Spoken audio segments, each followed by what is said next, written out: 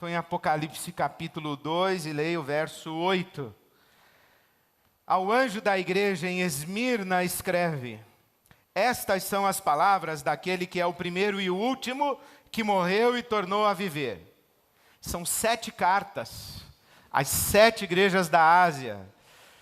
E 7 é o número da totalidade, da plenitude. Então são 7 cartas de Jesus à igreja. A totalidade da sua igreja, inclusive essa, inclusive a nossa, inclusive a igreja contemporânea. E é Jesus quem fala, porque nas 7 cartas o preâmbulo é a palavra daquele que é o primeiro e o último, que morreu e tornou a viver, numa referência à maneira como Jesus foi apresentado no capítulo 1. Então, se você observar, todo o preâmbulo de carta diz respeito ao mesmo Jesus que se revela a João no capítulo 1. E o que ele diz no versículo 9? Conheço as suas aflições e a sua pobreza, mas você é rico. Se é a igreja, porque é rico e não rica. Porque a carta é ao anjo da igreja em Esmirna. Ao anjo, a autoridade espiritual da igreja, aos líderes espirituais, aos presbíteros da igreja. Então, conheço as suas aflições e a sua pobreza, mas você é rico. Conheço a blasfêmia dos que se dizem judeus, mas não são, sendo antes sinagoga de Satanás. Não tenha medo do que você está prestes a sofrer. O diabo lançará alguns de vocês na prisão para prová-los, e vocês sofrerão perseguição durante 10 dias. Seja fiel até a morte, e eu lhe darei a coroa da vida. Aquele que tem ouvidos, ouça o que o Espírito diz às igrejas. O vencedor, de modo algum, sofrerá a segunda morte. Vamos orar? Deus nosso Pai, pedimos-te que o Teu Espírito Santo nos ilumine o entendimento para a nossa compreensão da Tua palavra. Mais do que isso, pedimos que o Teu Espírito Santo semeie essa palavra viva nos nossos corações, porque sem o sopro do Teu Espírito, a Tua palavra não frutifica em nós. Então te pedimos, Pai, que essa palavra viva produza em nós frutos para o nosso bem e, acima de tudo, para a Tua glória. Te pedimos assim em nome de Jesus. Amém. Ao ler essa carta à igreja de Esmirna, ou ao anjo da igreja, eu me lembrei de Martin Luther King Jr. Martin Luther King Jr. dispensa apresentações, mas é bom lembrar que a única personalidade, a única pessoa para quem os Estados Unidos da América do Norte dedicam um feriado nacional é exatamente Martin Luther King Jr. Cristão, um pastor batista, que não acordou um dia, sentou-se na beirada da sua cama e disse: eu vou ser ou vou me tornar Martin Luther King Jr. e eu vou ganhar o Prêmio Nobel da Paz. Ele simplesmente reagiu e respondeu à realidade social, cultural, política, econômica e principalmente espiritual de sua época e de sua sociedade, movido pelas suas convicções cristãs. A resposta de Martin Luther King à sociedade norte-americana e a sua luta, o seu engajamento contra toda e qualquer expressão de segregação racial nos Estados Unidos da América do Norte, foi uma resposta, antes e acima de tudo, a Deus. E, portanto, uma resposta ao povo que sofria a indignidade da segregação racial. Ele se torna um ícone, não apenas para o seu povo e para a sua gente, para a sua época, mas um ícone para o mundo todo, e até hoje ainda fala de como nós cristãos devemos nos portar no mundo. Foi morto, assassinado no dia 4 de abril de 1968. Mas no dia 3 de abril, apenas um dia antes do seu assassinato, ele pregou o seu último sermão. E estas são as palavras últimas do último sermão de Martin Luther King Jr. Eu não sei o que acontecerá agora. temos dias difíceis pela frente, mas isso realmente não tem importância para mim, porque eu estive no topo da montanha, e eu não me importo. Como todos, eu gostaria de ter uma vida longa. A longevidade tem o seu valor, mas eu não estou preocupado com isso agora. Tudo que eu só quero fazer a vontade de Deus. E Ele me permitiu subir a montanha, e eu olhei ao redor, e eu vi a terra prometida. Eu posso não chegar lá com vocês, mas eu quero que vocês saibam que nós, como povo, nós chegaremos à terra prometida. Eu estou feliz essa noite, a noite imediata ao seu assassinato. Eu estou feliz essa noite. Eu não me preocupo com nada. Eu não temo nada. Eu não temo homem algum, porque os meus olhos viram a glória da chegada do Senhor. Deus me levou ao alto da montanha, e eu já avisto a terra prometida. Amém. Aleluia. Estas palavras de Martin Luther King são palavras que poderiam perfeitamente ser colocadas na boca de um cristão desta cidade e desta igreja de Esmirna. Também foi Martin Luther King quem disse que quem não encontrou uma boa razão para morrer, não encontrou uma boa razão para viver. Quem não encontrou uma boa razão para morrer, não encontrou uma boa razão para viver. O que ele está sugerindo para nós é que o que dá sentido à nossa vida, à nossa existência, o que dá sentido a nós como seres humanos, não é o conjunto de conquistas, o conjunto de experiências, o conjunto de realizações, de posses acumuladas, que constroem o contorno das nossas vidas, que constroem as circunstâncias das nossas vidas. O que Martin Luther King descobriu é que o que dá sentido à nossa vida é justamente quando nós encontramos ou recebemos a revelação, ou somos agraciados com a experiência de experimentar algo pelo que estaríamos dispostos a sacrificar todas estas coisas que compõem as circunstâncias confortáveis da nossa existência. Em outras palavras, parece que há uma sugestão na palavra de Deus aqui, de que não existe vida que deu errado e vida que deu certo. O que existe é gente que deu errado e gente que deu certo. Gente que está dando errado e gente que está dando certo. Não é a vida. Por exemplo, a nossa sociedade diz assim: se você fez uma boa faculdade, tem uma boa carreira profissional e uma boa remuneração, sua vida deu certo. Se você é bem casado, bem casada, sua vida deu certo. Se você tem filhos que são primeiro lugar na escola, no judô, no inglês, na natação, sua vida deu certo. Mas se porventura você é divorciado, sua vida deu errado. Se os seus filhos não estão na comunhão da sua mesa, sua vida deu errado. Se os seus filhos estão no mundo, fumando maconha agora, a sua vida deu errado. Se você perdeu um filho, uma filha, se você perdeu uma pessoa amada, se por exemplo você está viúva ou viúvo, sua vida deu errado. Porque a vida que deu certo é aquela vida onde a família está estruturada, o papai, a mamãe, os filhinhos, casados, os netinhos, todo mundo na festa, no almoço de domingo, todo mundo com grana suficiente para viajar para fora do país uma vez por ano, todo mundo morando bem, todo mundo com a mesa farta, vida que deu certo para todo mundo.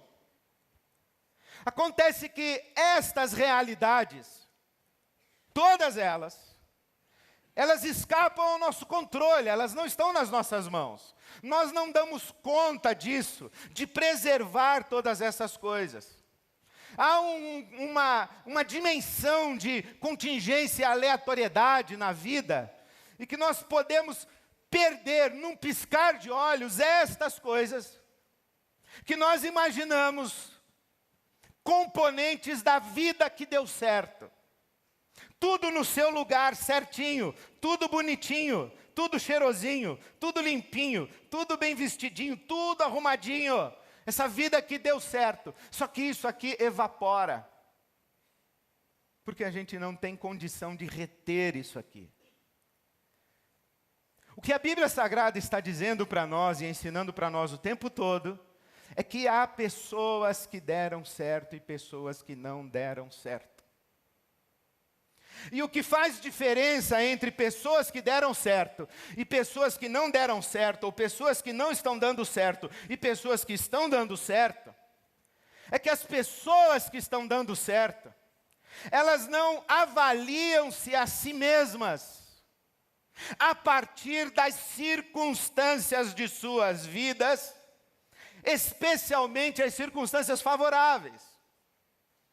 Mas elas sabem que estão dando certo e que deram certo, porque elas descobriram algo pelo que estariam dispostas a perder todos os ingredientes e componentes das circunstâncias de sua vida. É o que Martin Luther King Jr. está dizendo para nós. Eu avisto a terra prometida e Deus já me levou ao topo da montanha. Não sei se chego lá. Posso morrer antes. Estou recebendo ameaças de morte. Todos os dias. Todos os dias vem alguém e diz: pare essa marcha, Martin Luther King. Pare essa marcha. Pare de lutar por isso. Pare de se envolver com isso. Interrompa essa rota suicida da sua vida.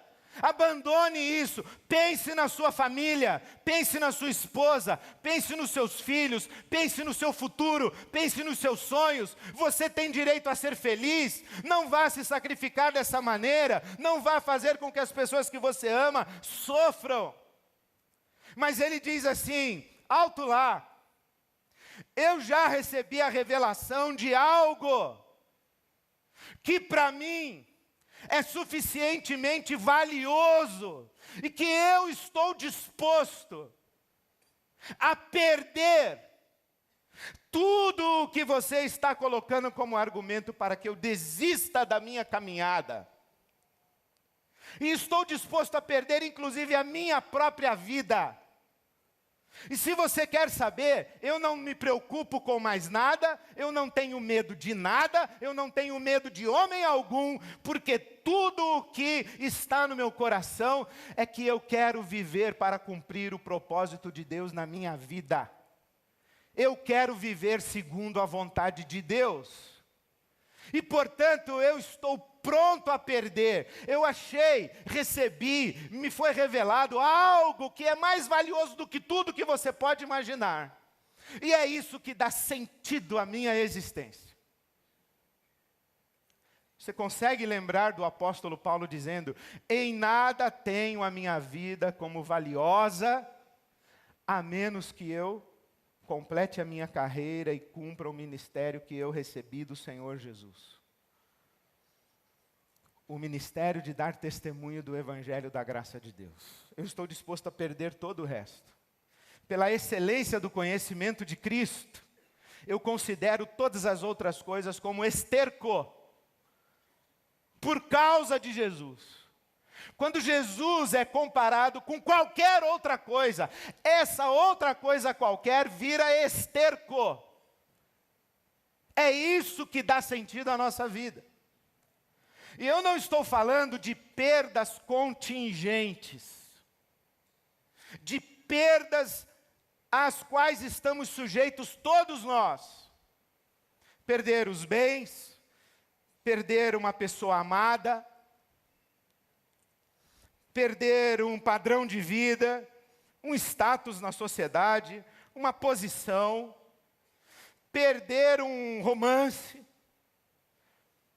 Estas coisas, todos nós estamos passíveis de sofrê-las e não temos poder suficiente para evitá-las. E sofremos por isso. Mas essa perda de que estou falando é uma perda proposital. É uma perda que envolve a minha escolha. Eu perdi, mas eu poderia ter escolhido não perder. Eu perdi, mas eu poderia ter tomado uma atitude, uma decisão, uma providência, de tal maneira que eu preservasse aquilo para mim. Porque é exatamente isso que a igreja de Esmirna está passando. Veja o que Jesus diz: eu conheço as suas aflições, a sua pobreza, mas você é rico. Conheço a blasfêmia dos que se dizem judeus, mas não são, sendo antes sinagoga de Satanás. Não é que tinha um culto de magia negra lá em Esmirna, no meio da igreja de Esmirna. A sinagoga de Satanás era um pessoal que se dizia judeu messiânico, mas não era messiânico coisa nenhuma, e que negava, diante da mão de ferro romana, a sua lealdade a Jesus Cristo. E não somente negava a sua lealdade a Jesus Cristo, mas denunciava os cristãos. E então o diabo, que aqui não é o diabo esse que nós conhecemos, é Roma, é o imperador romano, é o braço do Estado totalitário. O diabo, o poder totalitário, está aprisionando, torturando, matando. E eu estou vendo a perseguição. Eu estou vendo que há traidores, delatores no meio de vocês, adversários que estão no meio da comunidade. São esses que são a sinagoga de Satanás, a comunidade de adversários, que fez pacto com Roma, e que está fazendo que vocês sofram o que vocês estão sofrendo. Porque naquela época, acontecia o seguinte, meu querido, era assim, olha, a gente descia na água e dizia assim: você confirma que Jesus Cristo é o Senhor da sua vida? Sim. Eu vou perguntar de novo. Você sabe que até agora, a palavra Senhor só era possível ser usada para o imperador romano. Apenas César, o imperador, é Senhor. Você está ciente disso? Sim, eu estou ciente disso. Você está dizendo que agora a lealdade absoluta da sua vida não é mais a César, o imperador, é a Jesus Cristo, e que Jesus Cristo é o verdadeiro Senhor da sua vida?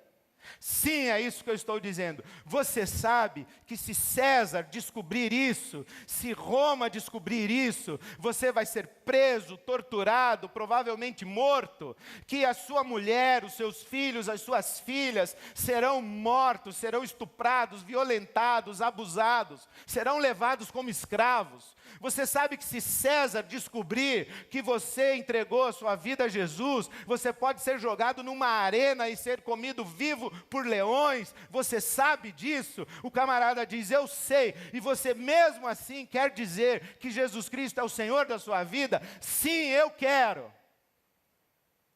Então nós dizemos: Deus te abençoe, meu irmão. E fica esperto.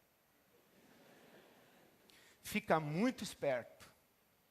Porque quando você assumiu um compromisso com Jesus, você assinou uma sentença de morte e declarou guerra ao império das trevas, que se manifesta nessa estrutura maldita, maligna, vitimária, encarnada em Roma.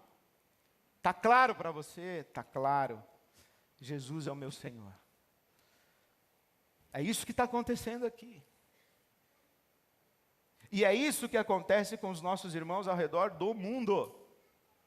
O que o Estado Islâmico está fazendo é exatamente isso. Ou você nega Jesus ou eu te mato. Ou você nega a sua fé em Jesus ou eu te degolo. Ou você nega a sua fé em Jesus, ou eu mato seu filho agora. É muito dura essa palavra, por isso que a vida toda eu fugi de estudar Apocalipse. Vamos estudar Apocalipse, pastor. Eu dizia, vamos ficar nos Salmos. Não, vamos estudar Apocalipse. Então, Apocalipse. Por isso que o tema dessa carta é vida e morte. Eu sou o alfa e o ômega, o primeiro e o último, o que esteve morto, mas que agora está vivo. Sê fiel até a morte, e eu te darei a coroa da vida. E quem for vencedor não vai passar pela segunda morte. O tema da carta é vida e morte. E essa tal da segunda morte aqui é um negócio assustador. Sabe o que é a segunda morte? Eu vou ler para você, está com a Bíblia aberta em Apocalipse? Não queria estudar Apocalipse, então. Capítulo 19 do Apocalipse. Versículo 20. A besta foi presa. Já pensou a manchete da Folha de São Paulo, amanhã? A besta foi presa. E o falso profeta também. Ia ser aquela especulação, né? Quem é a besta, quem é o falso profeta, que foram presos. Foram presos. O falso profeta que havia realizado sinais miraculosos em nome da besta, com os quais havia enganado os que receberam a marca da besta e adoravam a imagem da besta, foram presos. Os dois, a besta e o falso profeta, foram lançados vivos no lago de fogo, que arde com enxofre. Agora o capítulo 20, versículo 12. Vi também os mortos, João falando, eu vi também os mortos, grandes e pequenos, em pé diante do trono. Walking Dead celestial. Os mortos vieram, se colocaram diante do trono de Deus. Mortos, com partes do corpo apodrecidas, talvez. E os livros foram abertos. E diante do trono de Deus há um julgamento. E eles foram julgados de acordo com o que tinham feito, segundo o que estava registrado nos livros. Capítulo 20, versículo 12. Ora, o que nós aprendemos sempre não foi que quando a gente entrega a vida a Jesus como Salvador, aí a gente morre, aí a gente vai entrando no portão do céu, aí na hora que a gente está entrando tem um anjo com uma espada, o anjo diz, alto lá. E ele pergunta, você aceitou Jesus como seu Salvador? E a pessoa diz, sim. Foi batizado na IBAB? Fui. Resposta positiva, pode entrar. Resposta negativa, aperta o botãozinho do subsolo e o elevadorzinho, ó. Inferno. Critério, aceitou Jesus como Salvador? Só que aqui no Apocalipse diz que o julgamento é de acordo com o que tinham feito. Você vai pensar na sua casa agora, meu irmão. Porque Jesus disse que quando fosse julgar as nações, ele não ia perguntar assim, ei, americanos, vocês aceitaram-me como Salvador? Quem me aceitou como Salvador, levanta a mão. Vocês aí noruegueses, vocês brasileiros, chineses, vocês me aceitaram como Salvador? Levanta a mão. Não, a Bíblia Sagrada diz, palavras de Jesus, que o julgamento das nações será, eu estive com fome, você me deu de comer, eu estive com sede, você me deu de beber, eu estive preso, você me visitou, eu estive doente, você cuidou de mim. É isso. Não é quem aceitou ou deixou de aceitar. Jesus disse no Sermão do Monte, inclusive, o seguinte, olha, muitos naquele dia me dirão, Senhor, Senhor, e eu vou dizer, não conheço. Eu chego no portão do céu, digo, aceitei. Pequenininho lá na Igreja Batista, fui batizado com 11 anos. E o anjo vai dizer, vai olhar o livro da vida e falar, não consta. Eu vou dizer, vê direito, anjo. Vê direito, porque eu fui pastor, mais de 70 anos de pastor. Fui pastor. O anjo vai dizer, não consta. Aí vai vir um outro anjinho e fala, ó, era teólogo calvinista. O anjo vai dizer, não consta. Porque no reino do meu Pai, nem todo aquele que me diz Senhor, Senhor participa, mas só aquele que faz a vontade do meu Pai. O que hei de fazer para herdar a vida eterna? Basta você aceitar Jesus como Salvador. Jesus disse, não, vende tudo que você tem e dá aos pobres. Então aqui no Apocalipse, é difícil da gente interpretar com a nossa teologia ocidental. Porque seria fácil, né, se a gente conseguisse interpretar assim, mas não é assim. Então nós estamos lá no capítulo 20, não é? Capítulo 20 do Apocalipse. Os mortos foram julgados de acordo com o que tinham feito. Versículo 13. O mar entregou os mortos que nele havia. O pessoal do Titanic veio também para o julgamento. E a morte e o Hades entregaram os mortos que neles havia. Houve uma ressurreição. E cada um foi julgado de acordo com o que tinha feito. Versículo 14. Então a morte e o Hades foram lançados no lago de fogo. O lago de fogo é a segunda morte. Aqueles cujos nomes não foram encontrados no livro da vida foram lançados no lago de fogo. Capítulo 21, versículo 6. Está feito. Eu sou o Alfa e o Ômega, o princípio e o fim. A quem tiver sede, darei de beber gratuitamente da fonte da água da vida. O vencedor herdará tudo isso, e eu serei o seu Deus, e ele será o meu filho. Mas os covardes, os incrédulos, os depravados, os assassinos, os que cometem imoralidade sexual, os que praticam a feitiçaria, os idólatras e todos os mentirosos, o lugar deles será no lago de fogo que arde com enxofre. Esta é a segunda morte. E Jesus está dizendo, olha, quem for fiel não experimentará a segunda morte. Pode morrer fisicamente, mas não vai passar pela segunda morte. E lembra que eu disse para você que eu não acredito em vida que deu certo e vida que deu errado, eu acredito em gente que deu certo e gente que deu errado. Eu penso que é isso aqui que a Bíblia Sagrada está ensinando para nós. Sabe a palavra que Jesus usou para inferno? Guiena. Sabe o que é o Guiena?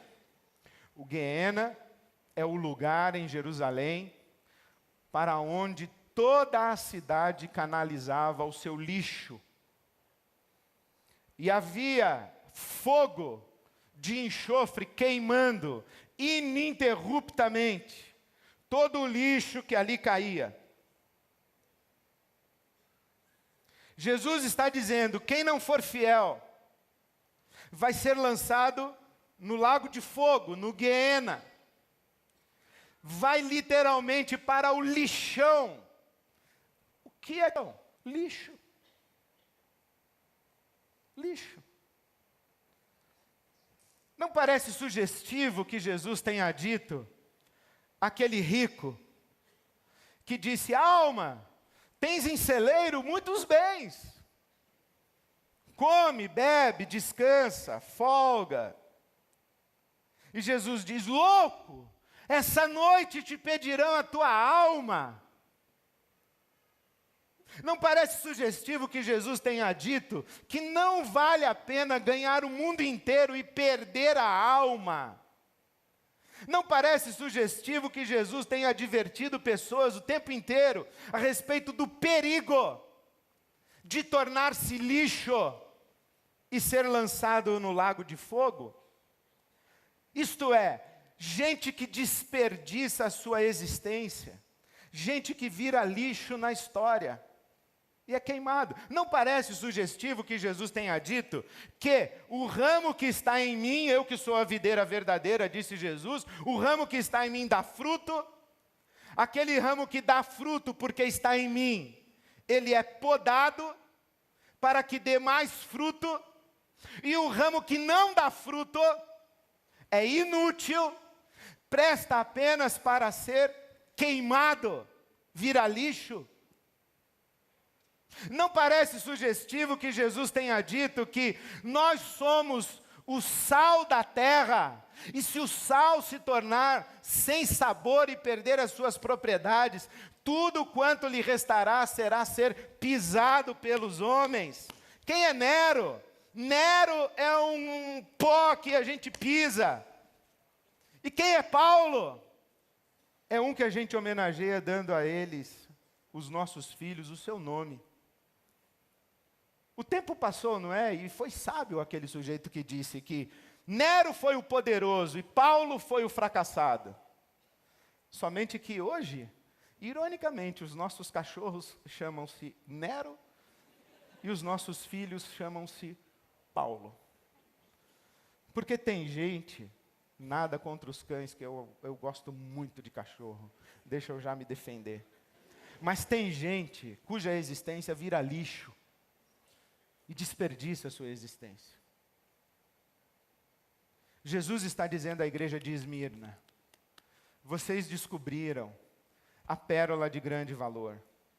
Vocês descobriram que o reino de Deus está acima de toda e qualquer coisa. Busque o reino de Deus e a sua justiça, e tudo mais será acrescentado. Não tenham medo de nada. Eu cuido de passarinhos, eu cuido de flores, não tenham medo de nada. Não permitam que o coração de vocês seja tomado pelo medo, pela ansiedade, pelo pavor. Não permitam que a espada do imperador, que a violência da cidade, que a truculência dos homens maus macule o coração de vocês, porque se isso acontecer, vocês vão virar lixo, e vocês não servirão para nada nessa cidade de São Paulo. O que é impressionante é que em Esmirna, o que acuava a igreja e o que colocava a igreja sob a possibilidade de se perder, de se tornar alienada e de vender a sua alma e se tornar lixo, era a força bruta de Roma.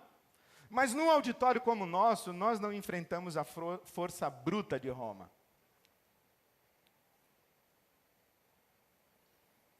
O problema de um auditório como o nosso não é fome.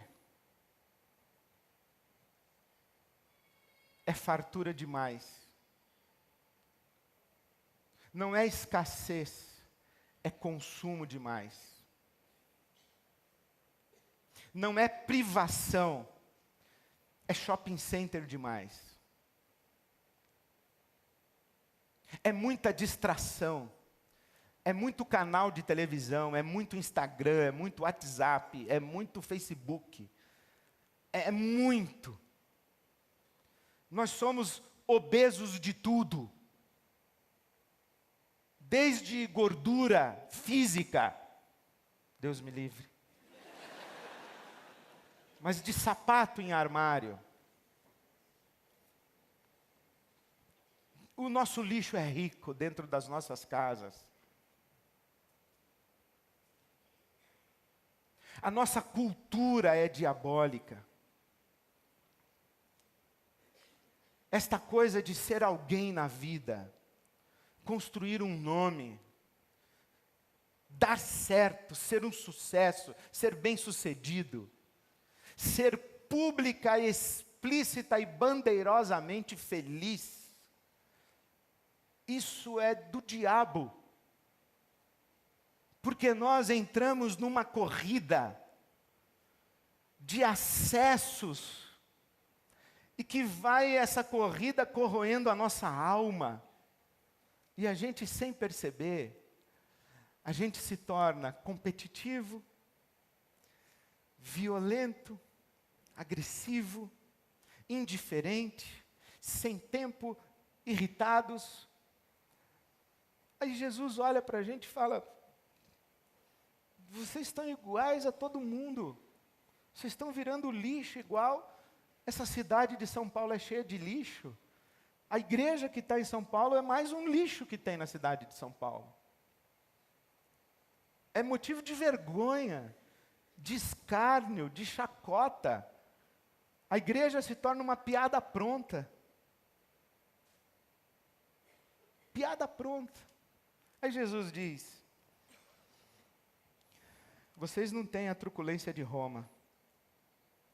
O que vocês têm é o Morumbi, os Jardins, Perdizes, é isso que vocês têm. O que vocês têm é muito asfalto. O que vocês têm é muito condomínio com área de lazer. É isso que vocês têm. Vocês têm é muita televisão dentro de casa, é isso que vocês têm. E é isso que vai roubando a alma de vocês e vocês estão virando lixo.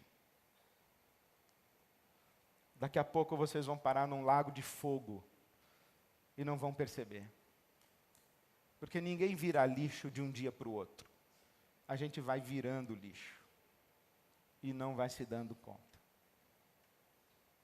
O desafio de estudar um Apocalipse é a gente perceber o eterno agora.